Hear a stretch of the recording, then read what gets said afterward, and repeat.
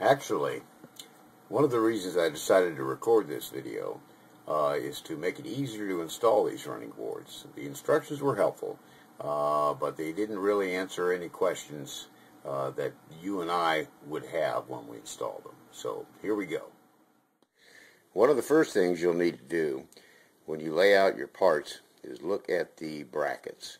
If you'll notice there, I've got some laid out that are pretty much 90 degree, but look at these two guys right here. They are off kilter just a touch. These are the ones that need to go on the very front of the vehicle so that the running board will stay level. Now here we're looking at the underside, the very front of the vehicle. I'm on the passenger side, and you can see that you've got some pre-made holes here for the brackets, and up here you've got some that are pre-drilled, but they're not tapped. You'll need to tap those. Now I've already tapped that one. It comes with the bolt you need to come in and tap it. But this is the first one, and this will be the one that the not 90 degree bracket goes in on the front of each side. Now here's how you're going to put the brackets in first. The bracket, as you can see, is going to line up with that hole that you just tapped, and then you're going to want to check the alignment down here, because there's going to be a nut and bolt assembly that go in to hold that bracket in place. But when you put this top nut in up here, right here, you're going to also put the bolt rather. You're going to put the bolt through the bracket and the well, this is a support bracket, but you're also going to put in the bracket, put it through the bracket that supports the running board.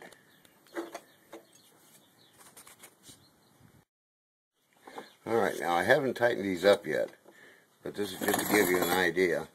Here is where that bolt will go through that hole you threaded, and it'll go through both the support bracket and then the L bracket that's actually going to support the running board.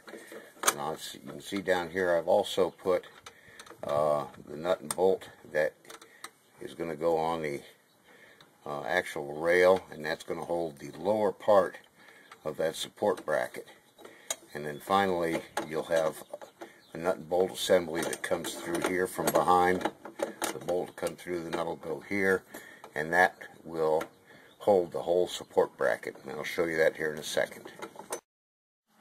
Okay, now I've put them in place. And you want to see on this top one that went in through your threaded hole, you'll want to leave that loose, because there's some slide area here you're going to want to get to later.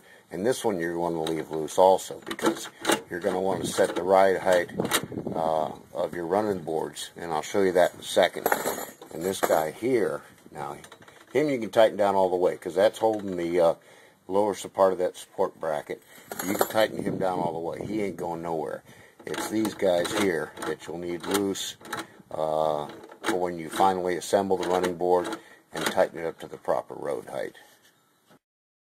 Now I've gone ahead and assembled a couple of them here just to give you an idea of how they're looking on the truck and about where they're going to place at. You can see that first one has a little bit of a drop angle because of the frame, and that's so that it stays level when you go to put the running boards on. Then you'll bolt them up once you've adjusted the right height of the running board to fit. Okay, now you can see how I've got them spaced out around the edges, and this front one is going to be up a little bit farther than these two in the center are going to bracket, and then this one to the rear. And that just is based upon the holes that you'll see in the pre-drilled holes, so to where they sit. So you're going to have most of your support right there in the center, but they are equally spaced. The front one, of course, is on that very first hole that you'll see in the frame. Now, as you can see, you're going to have roughly about 22 inches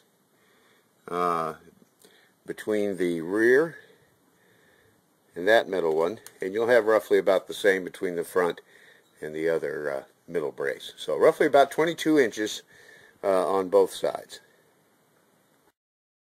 Now we're going to go ahead and fit one of the units on, and as you can see, you've got a couple of places in here.